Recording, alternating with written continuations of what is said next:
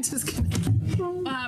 Welcome to the Simsbury Board of Selectmen meeting. It's April 17th, 2023, obviously. And we can all stand for the Pledge of Allegiance.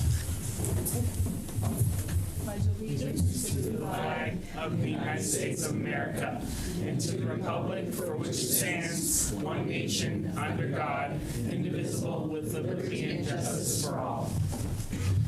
Okay, so we always start with public audience. I think we have a few people here tonight for public audience. Joan, would you like to go first so we could move on to other things? I do need to get a timer. You have everyone have, I couldn't find my phone. Can you set your timer? Okay. Everybody has 5 minutes and we will stop you after 5 minutes. Joan Code 26 Whitcomb Drive. As the Board of Selectmen continues their search for a town manager, they should review the assets and failures of the past town manager moving forward, choose a seasoned town manager with a good reputation for Simsbury. We are fortunate to have Lee Erdman as an interim town manager with experience and a good reputation. In 2014, Lee Erdman entered an agreement with the town under First Selectman Mary Glassman to review the staffing in the First Selectman's office. The conclusion of the personnel study was that First Selectman Mary Glassman only spends 5% of her time doing her job, and all other duties were assigned to staff. As a result of the findings, those with more responsibility received increases in salaries. The recommendation was that First Selectman's salary be reduced, which the Board of Selectmen acted upon. When Mary Glassman had a hissy fit, leaving the room and refused to return. First Selectman Mary Glassman resigned in January 2015, and Selectman Lisa Heavner was appointed First Selectman at the reduced salary for the remaining time. In 2016, the Charter Revision Commission voted to replace the elected First Selectman with a town manager. Both past First Selectmen Anita Mielert and Mary Glassman stated that Simsbury needed a town manager as the person had to be knowledgeable in the changing requirements and laws that were being implemented while meeting the needs of the Simsbury community. After a search, candidates were reviewed by the Board of Selectmen, and Maria Capriola was chosen to be the town manager. Maria Capriola was a policy wonk with poor management skills, interacting with staff, and lacking with involvement with the Simsbury community. The attributes of an elected First Selectman with community inclusion and knowledge of the intricacies of government with good management skills should be the candidate for the next town manager.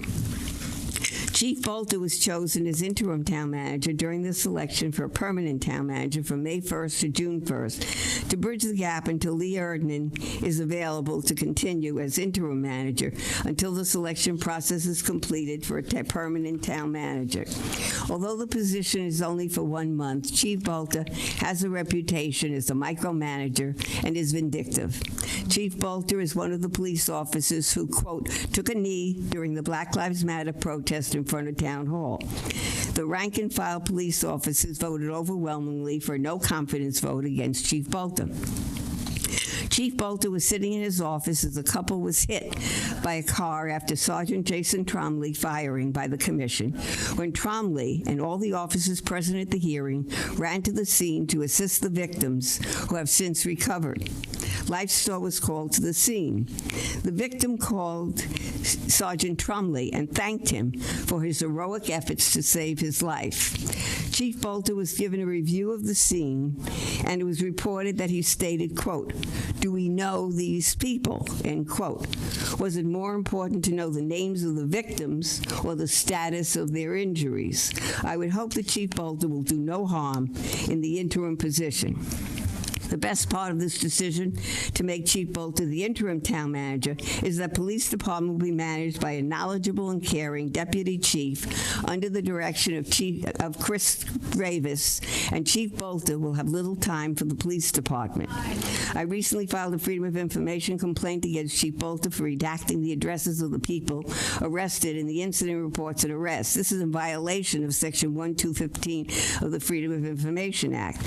After much backroom dealing with the ombudsman assigned to the case and town attorney DeCrescendo, who convinced Chief Bolter that if it went before the Freedom of Information Commission, Chief Bolter would lose the case, the complaint was settled with negotiated settlement. In part, it states, quote, based on our conversation recently, I understand that your view of protection of the victim differs. The Freedom of Information Commission has made decisions on issues that are not the same but similar. Their decisions do not appear to be based on the protection of victims, but instead based on the strength and the structure of the FOI statutes pertaining to the release of arrest records. Given their decisions that are related to the matter, the department has provided you with unredacted copies of the information you requested and will not redact the same information under the same circumstances in the future, end quote. And all of my comments will be posted on Simsbury Patch, Twitter at Joan Co, and Facebook. Thank you for listening. Thank you. Hi.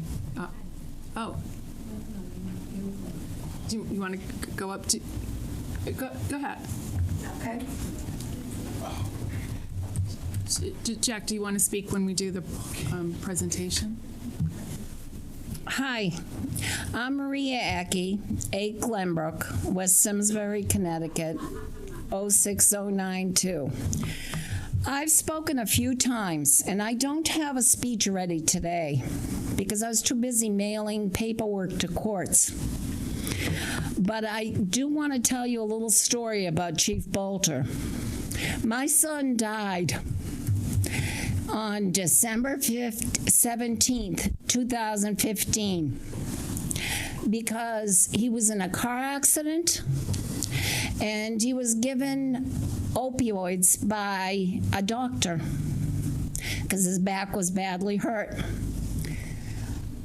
I wasn't going to say this today, but I did go to Chief Iverson originally, and I left him many, many messages for help. Then I went to Chief Iverson's retirement party at Eno, because I'm a senior citizen. I don't have much to do other than speak to you folks about how people are treated in this town, specifically by Chief Bolter. First of all, I was standing there in the middle of Eno, crying my eyes out because I asked for help. I had called the DEA before that about OxyContin. And I was told that I would get a call and some help. After crying and being told that I couldn't talk to Chief Iverson, even though I'd left him many, many messages and they weren't returned, the phone calls weren't returned at all, I left. I went to town hall, and I had spoken before, because in 2010, you hired Eric Gnomes as a human resources person. And the reason I was told that that salary went to the town, to another person, is because they needed to be like the other towns. Well, that I don't buy. Because if a person is just going to be doing phone calls and answering phones, there's no need for that, and telling people what their benefits are. Well, as I waited for the town manager to arrive, all of a sudden the police came up and dragged me out of the office, telling me that I was bothering everybody when I was just patiently waiting there. That's the kind of person I find Chief Bolter to be. Now, I am fighting Purdue and Mallinckrodt pro se in both New York and Delaware courts. I'm up to the Second Circuit. And once again, I called the DEA, and I was told that the police chief told them that he was taking care of the problem. Well, the problem wasn't taken care of. It wasn't taken care of at all. And I have another complaint. Okay, they redid my road not too long ago. I complained that the berm was not complete, especially near the sewer, and it was overflowing onto the property. Okay, so they came and fixed it. But in the meantime, They also destroyed a bunch of flowers of mine, my personal property. And I was told that, okay, we own 5 feet in. Okay, so you own 5 feet in. But does that help with basically paying for my property that the town destroyed? And in addition, first of all, other towns have leaf pickup. They have curbside pickup once a year for bulky items. They have trash pickup for included in their trash in their Just you have a taxes. half a minute, Marie. It's Maria. Maria, sorry. Half a It's minute. okay. They have all these benefits. Well, if I have to rake the town's property, then I want to get paid. Who do I submit the bill to? Thank you. Thank you.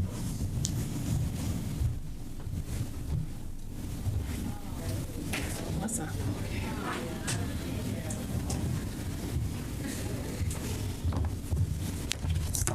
So now I got 5 minutes, so I'm going to talk really fast. So hang on, folks. Good evening. My name is Melissa Brett. Most of you know me. My husband and I have been long-term residents, 33 years at 77 Seminary Road, 19 years owners of Weldon Hardware, in the past 3.5 years of Brett Properties, the Weldon Building, 8 to 14 Station Street. As most of you also know, I'm on the board of directors of Simsbury Main Street Partnership, and many of you have attended our board meetings in the past, and I thank you for that. Just last week, we had a first select woman come to our board of directors meeting, and it was not made aware to us as a board as well as a commercial property owner that you guys did not realize the issues of the commercial valuation situation until last week. Many of us commercial property owners, not just Main Street Partnership, thought you'd been updated by town staff, and we were mistaken. I'm a newbie at commercial property ownership compared to many people in this town, but I have been very questionable about the start of this entire commercial valuation.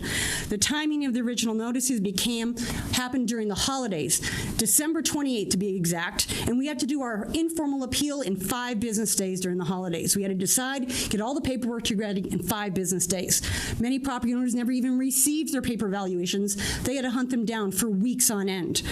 Many property owners did not get an informal appeal decision until a few days before the formal appeal deadline, which had to be pushed back a month due to the volume this town had.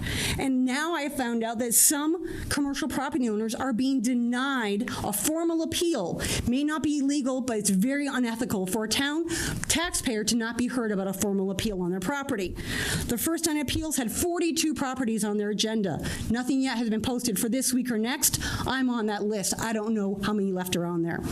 Now, here are some numbers. Based off the initial assessments, commercial valuations across the board increased 35%. My building was at 45%.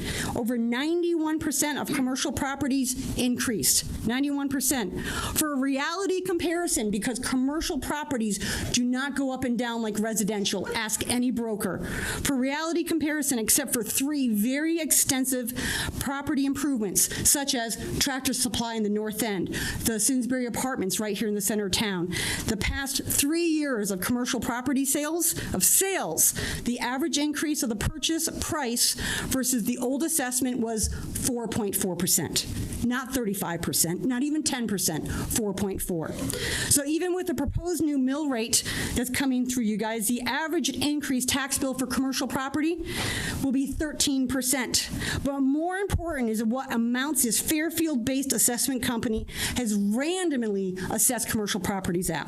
2 examples. One, at my informal appeal, when I asked them, why did you increase me to 45% historic, mixed-use, residential, 1 or 2 room offices and retail? I said, what did you compare it to? They said, we could find nothing to compare your property to. That's the number we came up with. That's not an answer. 2, with Dave Richmond's blessing, who could not be here tonight, his informal appeal, he got a reduction of $1 million on one of his properties.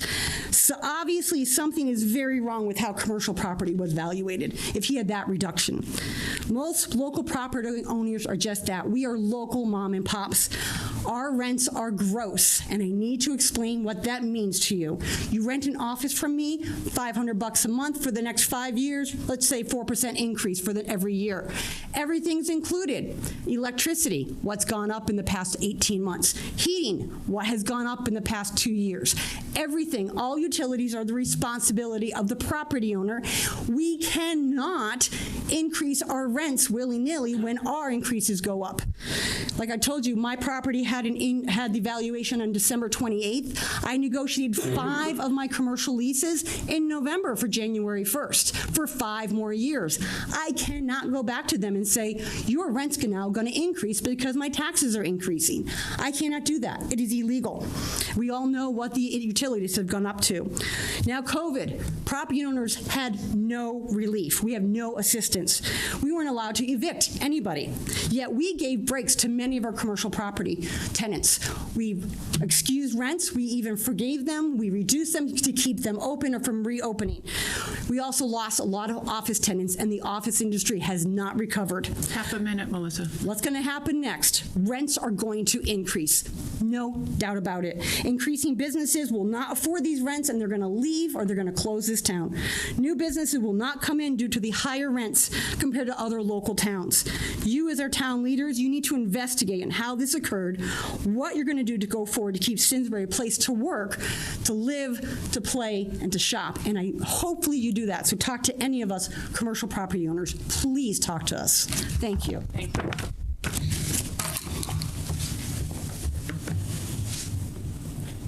Anyone else here for public audience? I'm not very well prepared like Melissa was, but a few things I'd like to add to that. I agree 100% with everything that she said. Across the board, spot on. Most of our properties, we own 17 properties in town. Most of them have gone up a minimum of 20%. I have one, granted it's only one, it was 254% increase in 5 years. One other thing I'd like to add, I was at the budget hearing, so to hear a week or two later that this is new news is surprising to me, because I got up and basically said these same things at the budget hearing. So I don't know where everybody was, but I did say that. Again, the 4.4% is what I have the same thing as far as commercial increases. In regards to the notices, I got half my notices between Christmas and New Year's. 10 days later, I actually had to call and say, where are the rest of them? Thought maybe they were lost in the mail. A week later, they show up. Finally, I get the other half of them, midway through January. I put together my informal appeal, go through all that, spent about an hour on the phone with a fellow, very nice fellow, listened to all my comments, zero consideration, absolutely nothing. Do my formal appeal. Again, kind of last minute, because I don't get the response from the informal until a couple of days before the formal is due. Lay everything out, start working on my my appeal paperwork, and find out that my 3 largest buildings have flatly been denied. Not even going to hear them. Not even going to consider it. Again, perfectly legal, but doesn't seem right to me. Reiterate the gross lease issue. We don't have all gross leases, but we have enough of them that it's going to dramatically affect us. Most of our leases are negotiated out a minimum of 3 to 5 years, with a built-in percentage, depending on the lease amount, somewhere between 3 and 5%. With the utilities, what they've done, no way that's going to come close to covering it. Like I said, I'm not quite as organized as Melissa.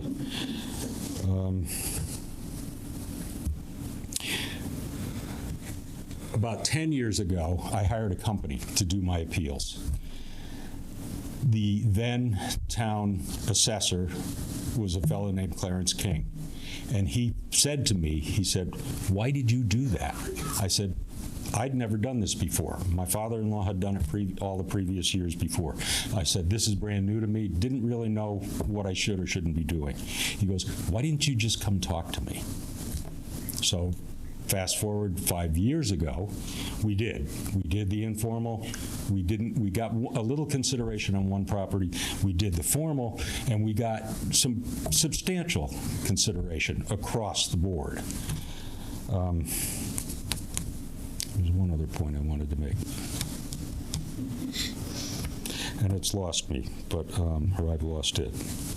But there's something wrong with this process, in my opinion. It's like there's a complete disconnect between reality and not just on the assessment part of things, but to the budget.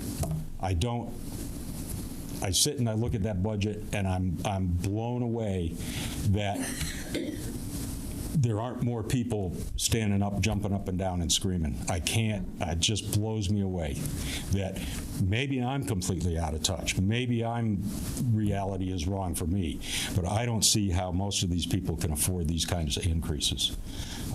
Again, we're not the biggest taxpayer in town. There was a point when I first started with the company almost 30 years ago, we were in the top 10. We're not anymore.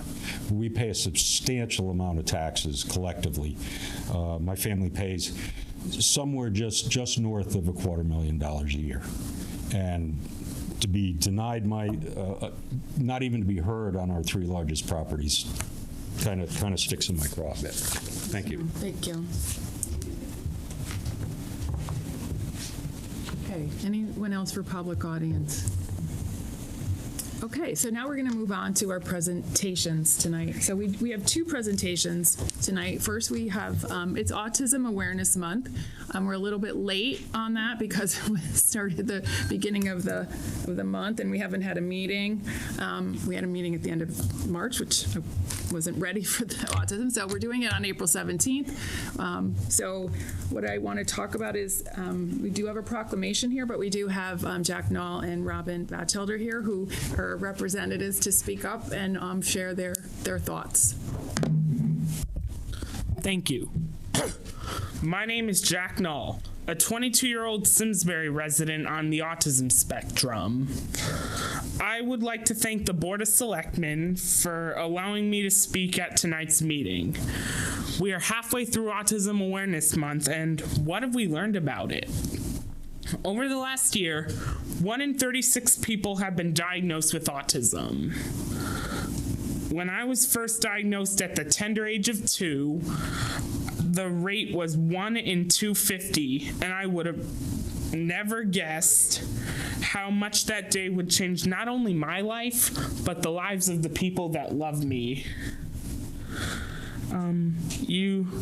You probably heard me talk about what my parents heard the doctors say about my future. Like, for instance, I would never be able to do the things that normal kids could do. For example, get a good education, make friends, and learn to read and write. Well, I just finished performing as Aladdin in Favar's production of Aladdin Jr., my very first lead role, to critical acclaim. Next spring, I am scheduled to complete my associate's degree in theater studies at Tunxis. I have a solid friend group, I go to church, and am rigorously involved with Theater Guild of Simsbury. I am also an advocate for myself and others about important issues surrounding autism. My point in sharing this is I am in your community because it's my community too. It's important that we make our community as inclusive as possible. That's all I have to say. Thanks again for allowing me to speak. It's been an honor. I hope you continue to support people with autism. Thank you. Thanks, Jack. Thank you, Jack. All right, good evening. My name is Robin Batchelder. I will not tell you how old I am. I'd like to thank the board for having me and Jack here tonight. I've been a citizen of Simsbury for over 40 years, so I'm at least 40. I have always enjoyed living in Simsbury. I also enjoy being a member of the Farmington Valley Special Olympics, a member of First Church here in town, a member of the Citizens Police Academy. I've also enjoyed participating in Unified Theater with Jack and Connecticut Family Theater. I also have autism. I'm speaking tonight on behalf of my community to proclaim April as Autism Awareness Month. My autism has never defined who I am or what I choose to do in life. You may be aware that autism is a spectrum disorder. Everyone's autism presents itself differently. For me, change can be paralyzing to me. I become very scared of loud, sudden noises. I also have a various amount of sensory issues. Some of my honors include I have a citation proclamation from the General Assembly for being an outstanding citizen. I am also the first person with autism to be elected to serve on a board in Simsbury. I will also leave in May for 3 weeks in Australia to represent my country, an honor only 10 Special Olympians in the entire world were chosen for. I enjoy living in a community that I feel is inclusive. Thank you for listening to me speak tonight. Thanks, Robin. Thanks, Robin. So it's good to see both of you here. You're both such a big presence in town. I mean, Jack is a star, and Robin is a stellar member of the Police Academy, adding a lot of laughs along the way. We have a proclamation here, and I'm not going to read the whole proclamation because you guys said enough more eloquently than me reading this. But I just want to say that we're honoring Autism Awareness Day, which happened before, and month, and that we call on everyone to be knowledgeable about autism, and that I will read the motions, but we do hope that we will plan to light up blue.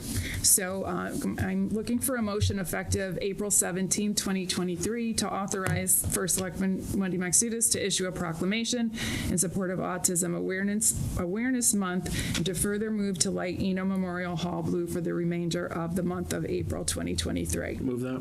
I'll second. All those in favor say aye. Aye. And I have one. Are you ready? I think we can allow that. All right. I have one copy, but I would like to make another copy, and I can bring it on Thursday night.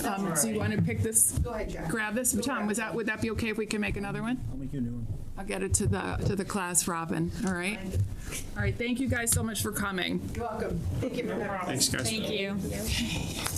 Okay, now we have the Rotary Club here to fill us in on what's been going on.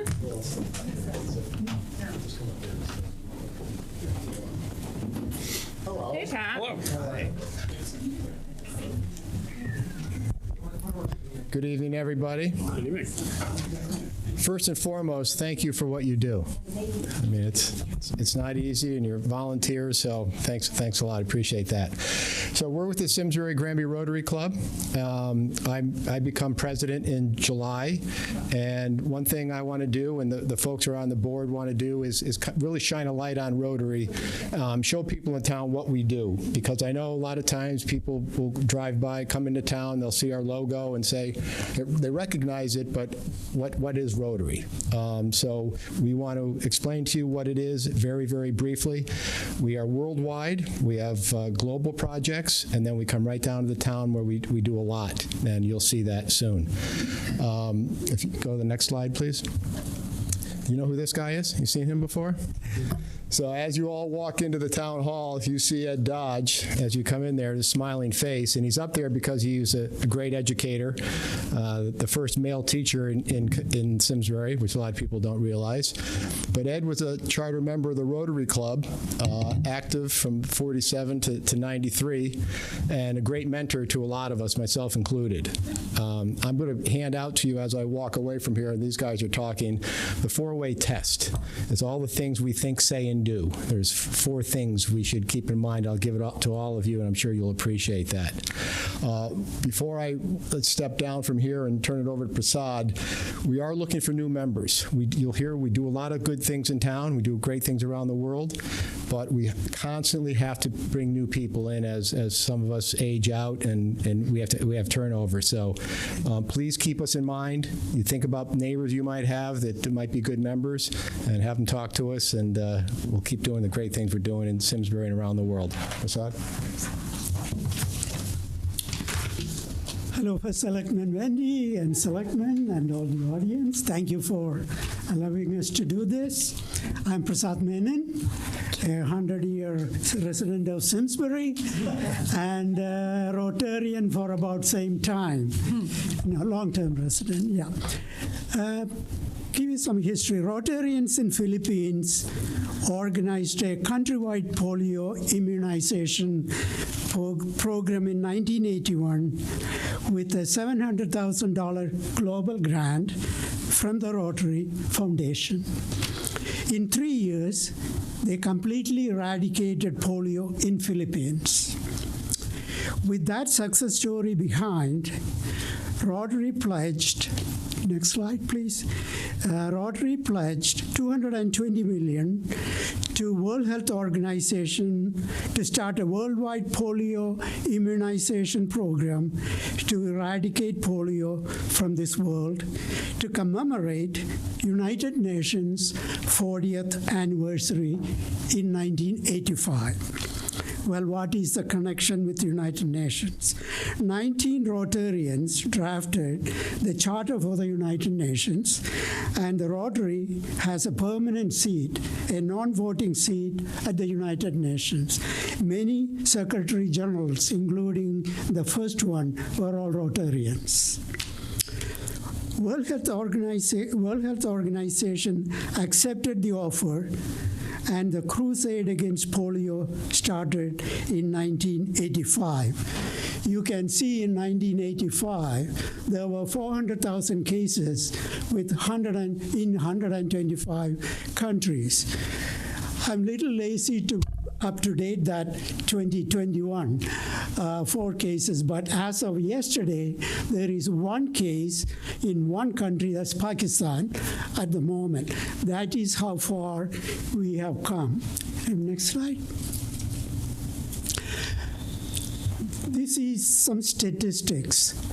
To date, Rotarians have immunized, not Rotarians, with the help of UNICEF and World Health Organization, we have immunized. When I say we, hundreds of thousands of Rotarians volunteered to take part in national immunization in several countries, including me. Money donated by Rotarians, as you see, $2.9 billion. And we have a deal with Bill Gates Foundation. They will match 2 times every dollar Rotarians donate to the polio eradication. So they have donated $8.7 billion towards our $2.9 billion. Countries with wild polio virus, that is endemic countries, still 2 countries, Pakistan and Afghanistan. Our hope is by 2025, we can open our champagne bottles and celebrate the eradication of the second only disease from this world. The first one was, of course, smallpox. Pretty well, that's what I have to say. Thank you. Thank you.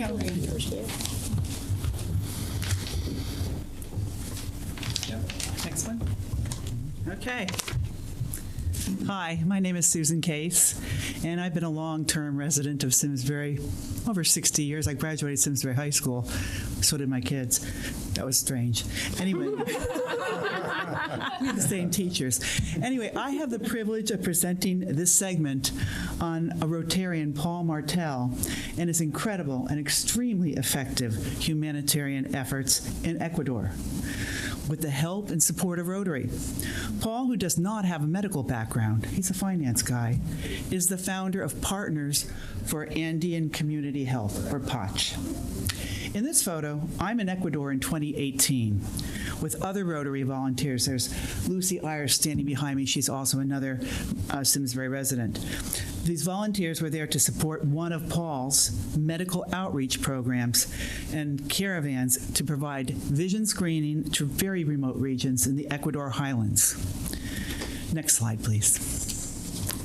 This image is of a building in Riobamba that was transformed under Paul's leadership into a clinic providing health care to a predominantly indigenous population. Next slide, please. And this is what that building grew into. With Paul as a driving force, this clinic became a complete hospital with operating rooms, a pharmacy, x-ray, an array of capabilities you would expect from a hospital. It provides the community with health care covering 27 different specialties. It's amazing. Next slide, please. This is one of the operating rooms. There's at least 3 in that building. These efforts have been enhanced by 2 global grants from Rotary. The first is $34,700 that was granted for the acquisition of specific ophthalmology devices. And the second grant was $39,628 for additional eye care and hearing devices and capabilities, including eyeglass making equipment. And then my final slide. This final image is of Paul Martel, who has been awarded the 2023 Ecuadorian, I can't say that, the Presidential Award in recognition of what he, with the help of Rotary and others, have accomplished.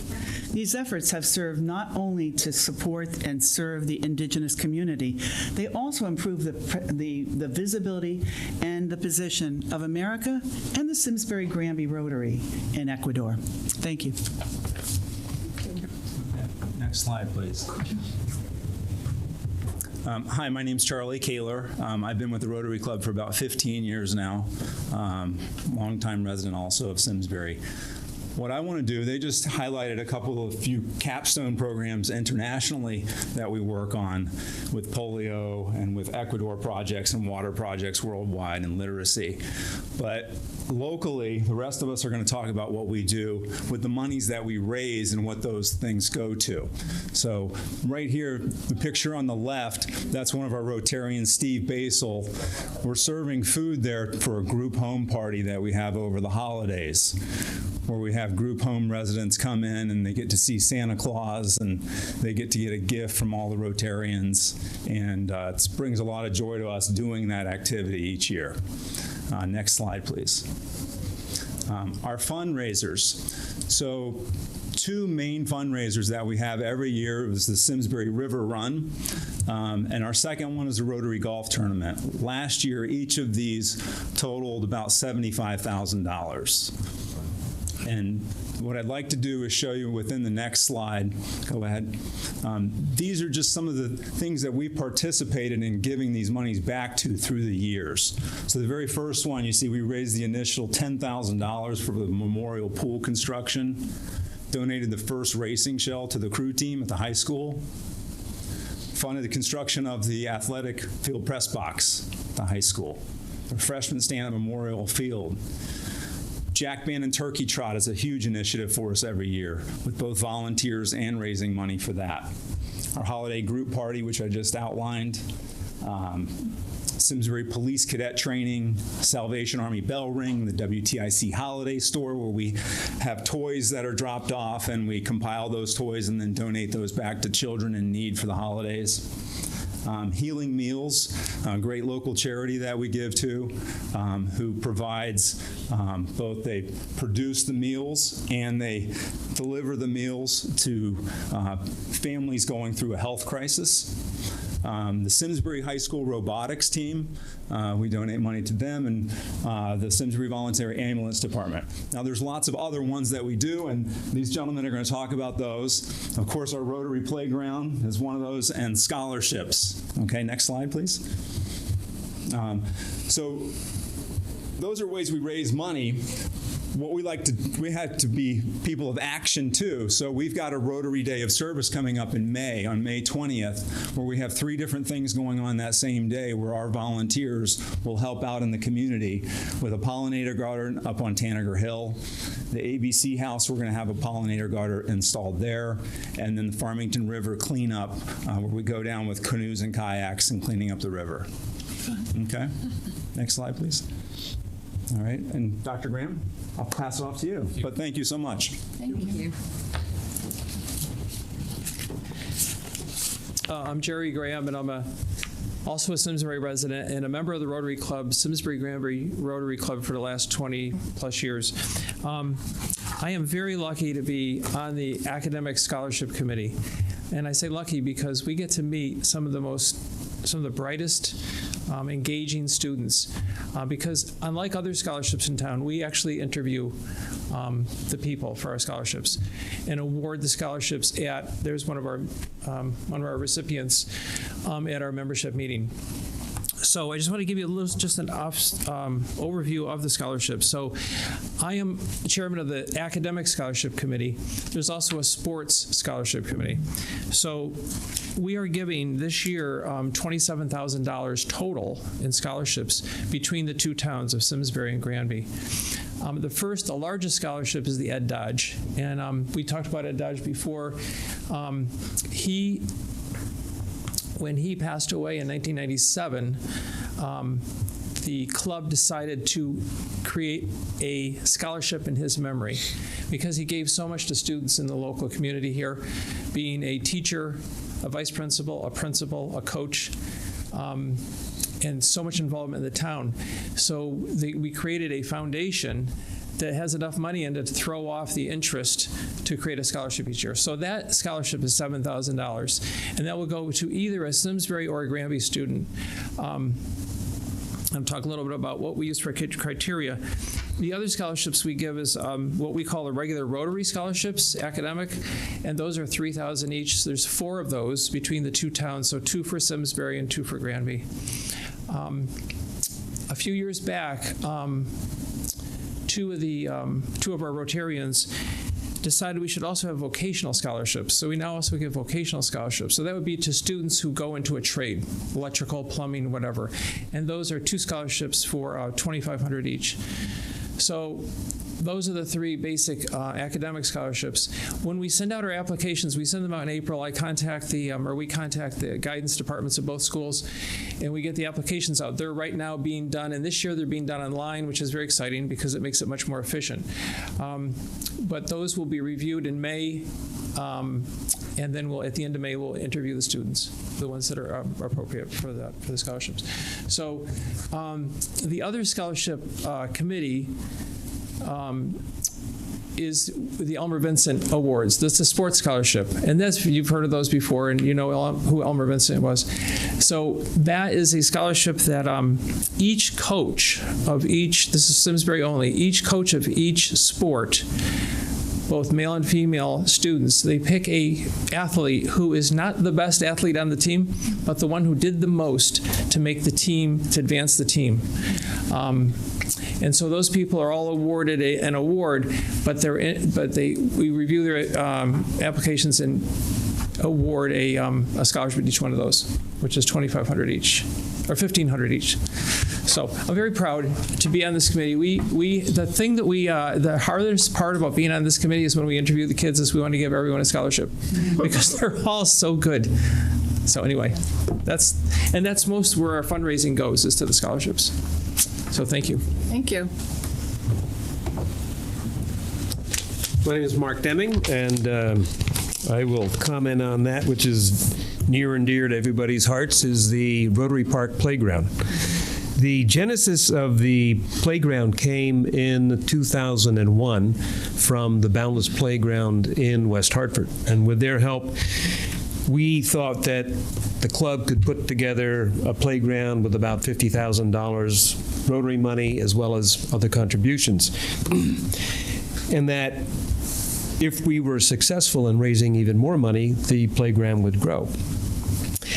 We started off with the River Run money, which was $15,000, I think, at that time, and that was going to be our little playground. But we then organized ourselves to start raising money among individuals and corporations. And I would say the most effective thing that we did was to bring together private, public, foundations, endowments, individuals all together. And what we did is, with that, we got a grant from the state of Connecticut for $50,000. We got $50,000 from the Hartford at the time, then when they were resident.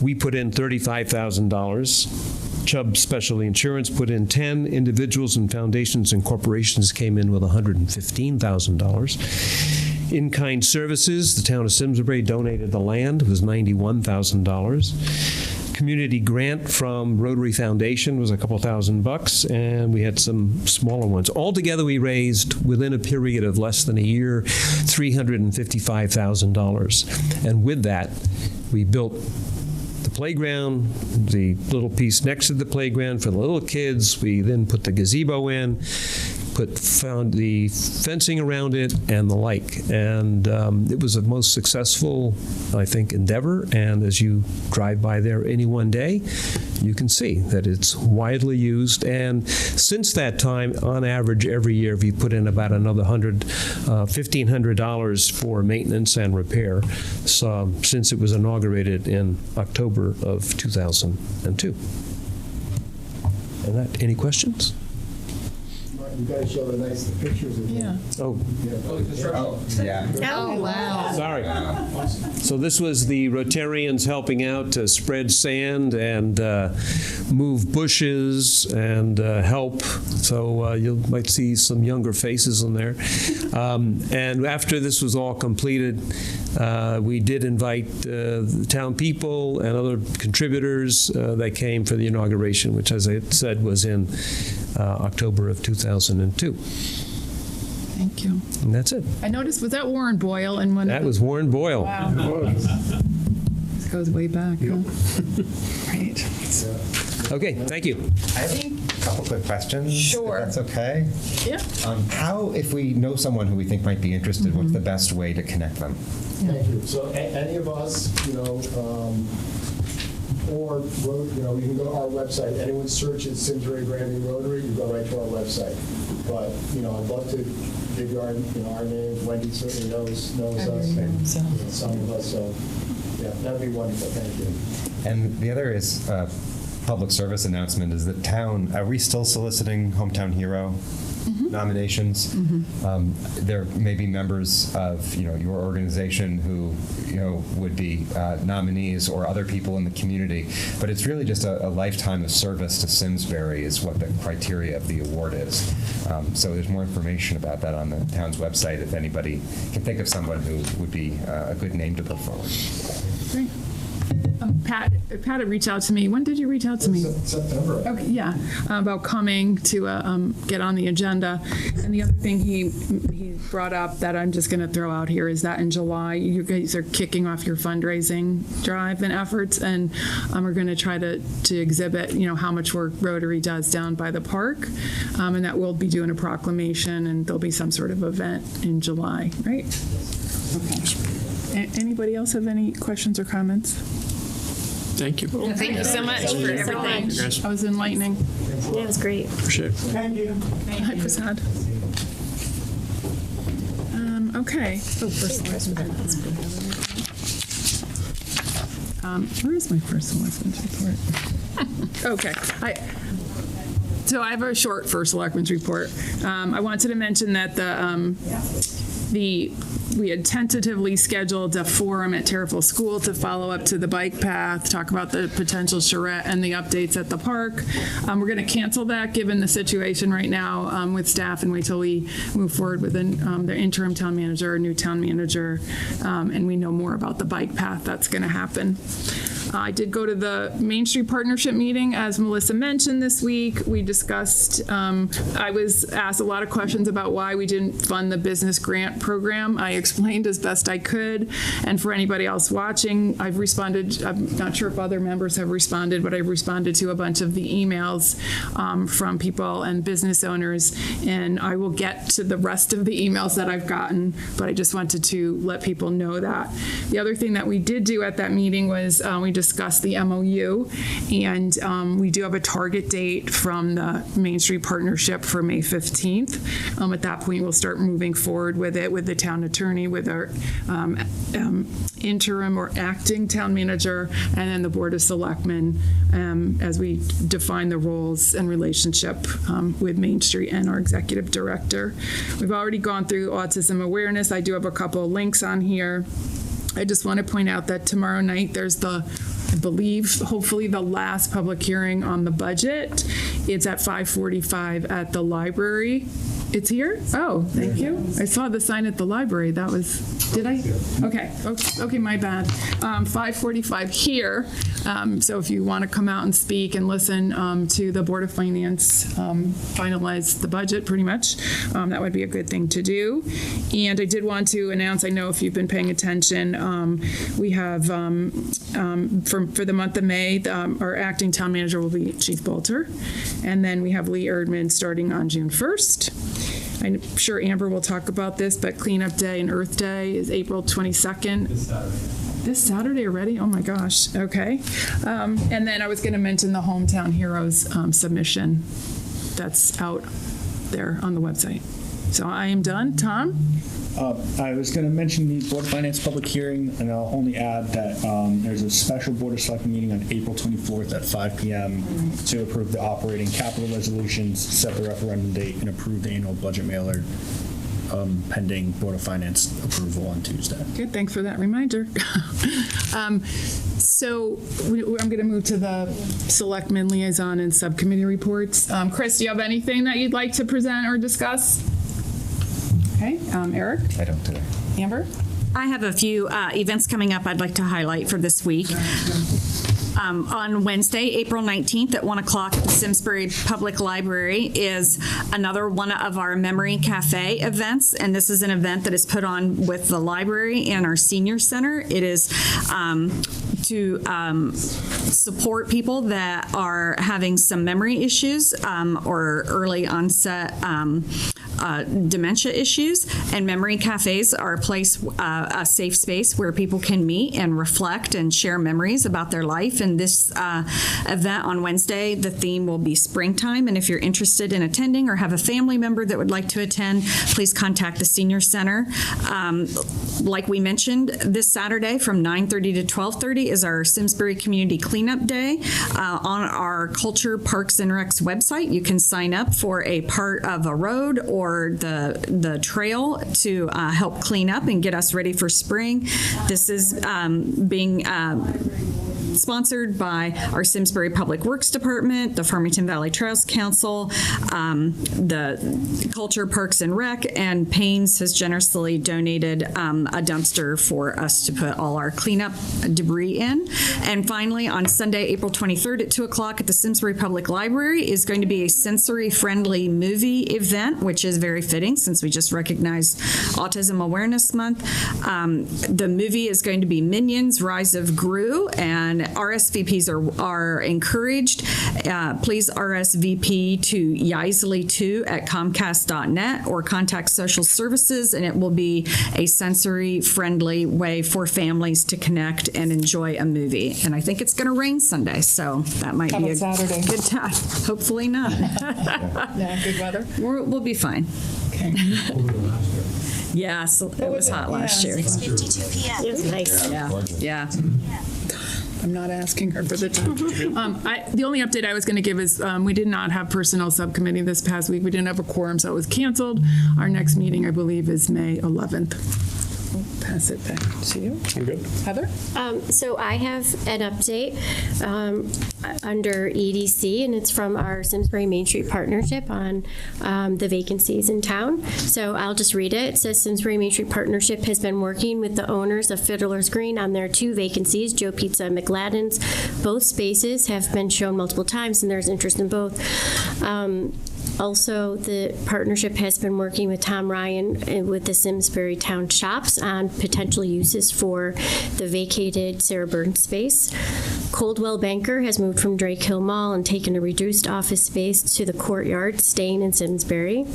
It should be noted that Simsbury Main Street Partnership has and will continue to help property owners fill vacancies. There are many new challenges to getting new tenants. These include having to add more incentives for a lease, adding financing issues, and longer lead times for opening a business. Thank you. Okay, before we get into selectmen action, I'd like to ask for a motion to table item C, the Homegrown National Park co-branding, for a couple reasons. Bob did weigh in, but when I spoke to him today, he said he hadn't finalized the review of that item. And then there was another item that I had sent to Susan to get confirmation on whether we're co-branding or partnering. So she was going to look into that. So if somebody could make a motion, or give me a motion. I'll make the motion. Yeah. Thanks. Second? I'll second. All those in favor say aye. Aye. Okay. So that one is off the list. Okay. See you, Tom. You get to leave early now.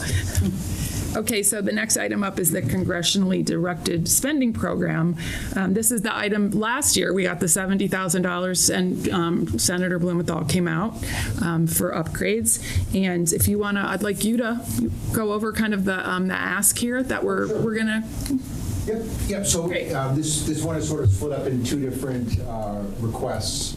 One is, excuse me, to upgrade our emergency medical dispatch system, which is basically a card file system. It's a handheld system that we use when either 911 comes in or a routine call comes in for a medical emergency. You go through quickly and it gets you to what resources are needed and sort of pre-authorized from our medical control in conjunction with ambulance, fire, and police to get the right amount of resources there. They have had for at least a decade now that version on a digital platform, and so we're now trying to upgrade that and use our card file system as a backup for either multiple calls coming in at once, which happens quite frequently, or if for some reason the IT aspect goes down. So the initial ask is about $12,000 on that, and then annually after that, it'll be about $3,000. So there would be an ask in our operating budget for each following year for roughly $3,000 to keep the 2 licenses for both dispatch consoles. I think that's an important one. It'll provide for some efficiency, and it'll allow, instead of having some human error in flipping cards, it's really quick and a really good move for us to do. The second one is a larger request, and it's for the access to all the interior and exterior doors in Town Hall and the Police Department. So we've had the same system, at least down in the Police Department, since the renovation in 2005, and we're looking for a more enhanced, easier to use system. A lot of our individual interior door handles now you can't get parts for, so some of those have started to go. We've stripped from here to make it work here. But what this will do is it'll be a complete replacement of a different, better secure access point system for the entire town hall. There's no annual cost after that. It's a one-time deal, and hopefully that will last us for many years. So we'll put in this request and see what happens. It's for the fiscal year 2024. Okay. Do we usually get some funding from them? So the current one, the $70,000, was from fiscal year 22, and we asked for it, and fortunately we received it. So I'm hoping that they will accept this and provide us with that grant. I just have a question. Is this upgrade on the security, was that part of like the facilities plans that are going to happen for Town Hall, so that saves us down the road of something we would be doing? So we have been looking at this as a town for many years now. It's been one of those projects that it's currently working, but not ideal. And it's very costly. Yeah. So if this is a way for us to get this, that would be great. I don't know if it's on any larger plans, but it's always been sort of on the list of things that we want to get accomplished. Okay, sounds good. Questions, anyone? Makes sense. Okay, so looking for a motion effective April 17th, 2023, to authorize Town Manager Maria Capriola to submit 2 applications to the offices of Senators Blumenthal and Murphy for the congressionally directed spending request in the amount of $112,000 for technology upgrades for the Simsbury Police Department and Town Hall. And should this be awarded, move to accept the federal appropriations request for the technology upgrades for the Simsbury Police Department and Town Hall, and authorize the town manager to execute all documents related to the award. So I'll make that motion with one quick addition, Town Manager Capriola or successor. Okay. Well, the acceptance, yes. On the top part as well, because in the event the submission doesn't happen in the next 14 days. Okay. I don't want to have to come back and approve it again. Okay. I'll second. Okay, all those in favor say aye. Aye. Okay. Tax refunds, move effective April 17, 2023, to approve the presented tax refunds in the amount of $1,556.13, and to authorize Town Manager Maria Capriola to execute the tax refunds. Moved up. I'll second. All those in favor say aye. Aye. Okay, no homegrown. So this is an interesting item to schedule a hearing for the proposed amendments to the tax credit for elderly relief on their sewer use funds. Tony or Tom? Tom already explained this to me, so I'm not sure who wants to explain this because it sounds like a pretty good deal. Go ahead, Tom. I always let you lead off to me, but I would just say this is one of the many things the WPCA has been doing just to be thoughtful about the cost for sanitary sewer service. Certainly something we've heard or we hear often when we talk about new sewers. I'm sure that this came up and most of you were aware when we were talking about the Pine Hill development and how this affected especially some of the seniors. This is not related to any specific project, but a way that we can simply take advantage of this state program, which the town is already doing for tax relief, and apply it to the sewer use fee. Overall, I guess worst case is the WPCA, if everybody possible participated to the fullest amount, I think it was $36,000. We don't expect anything close to that. Of the potential eligible residents, most of them are probably not on sanitary sewer, only about, not quite, just about half the town is not completely served at this point, so we're not seeing that large of a risk. And again, it's just the way that WPCA is looking to make sewer use a little bit more affordable for our seniors. Sounds good. And I wanted to comment that I wanted to say that you kind of said it, but one of the points that I thought was really good that Tom made and Tony, that a lot of this was generated from the Pine Hill people who came because they expressed the concerns about the costs of sewer usage fees, and they actually made an adjustment in the year, right, the payoff for 10 to 15 years to lower the payments for seniors. So they really helped generate this to happen. So thank you, Pine Hill people. So I'd like to move effective April 17, 2023, to set a public hearing to receive public comment concerning proposed revisions to Chapter 141 of the Town Code concerning tax credit for elderly relief and totally disabled homeowners to include sewer use fees for 6 p.m. on Monday, May 8th, 2023. Move that. Okay. I'll second. Thank you. All those in favor say aye. Aye. Okay. There you go. Public hearing coming up on May 8th. So the last agenda item, this is, so the Sustainability Committee, well, they're the Clean Energy Task Force, and they wanted to become the Sustainability Committee. A couple years ago, we made sustainability a subcommittee under Clean Energy. And Mark Scully, who's the chair, and along with the members of the committee, felt that the real committee should be the sustainability. So what we're trying to do here is reset them to the committee level as a sustainability committee. And they have their purpose and procedure attached, which now includes input from the Board of Education. Not sure if anyone has any questions, or Tom, if you have anything you want to add on this item?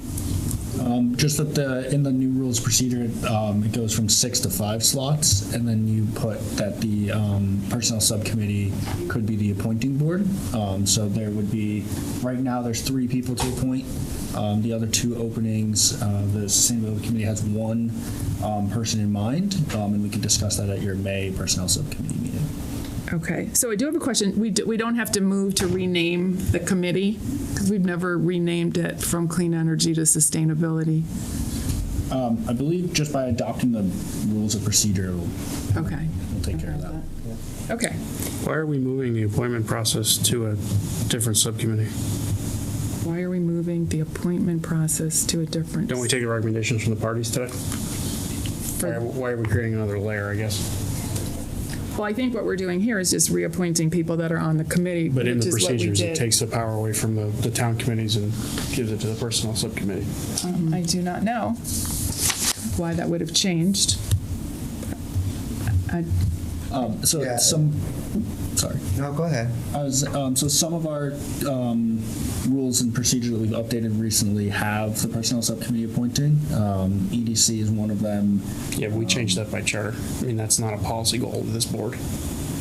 I mean, quite frankly, that's a lot of meetings, and we've leveraged the 2 parties to vet candidates for us for longer than I've been alive. So where is this in the? Yeah. Where is this in here? I was just gonna. I know I was involved in this process. I don't actually remember the history of why. I don't remember consciously making that decision that this would go through personnel, and I'd be okay with leaving it up to the parties because I think that they've done a fine job up to this point. Yeah, I'm just trying to, I mean, again, we're the ultimate authority either way, right? Yeah. But then again, a subcommittee of us is now having more meetings on people we may or may not know. It's just, I mean, it's generally an arduous process to get us to meet, get us to interview 20 people, 15 people, 5 people, especially in an area outside of our expertise. It's more time for town staff to set up those meetings, et cetera, when the parties can do it in a month at a regular town committee meeting. So Clean Energy used to have the parties? I believe so. I believe they were coterminous with this board. Yeah. Okay, so I don't know how this what this was like kind of lifted from to add that piece here and not that piece. So do you want to, well, I think we should confirm this with the committee. Well, again, it's not their choice, it's ours. Yeah. Okay, so that's nice that they recommended it, but we're the appointment authority. Do we say that just basically they're appointed by the Board of Selectmen and just take out any reference to the personnel subcommittee? Yeah. Yeah, I just think we strike personnel. We just strike A1 or AI, whatever it is. Yeah. Okay. And reorder the rest of them. Okay, so let's move this with the recommendations that were made to adopt the proposed Simsbury Sustainability Committee Statement of Purpose and Procedures as amended. I'll move that. I'll second. Okay, all those in favor say aye. Aye. And then further move to appoint the following people as a regular member of Sustainability: Jamie Luchick, Amy McLean-Sauls, and Mark Scully. So moved.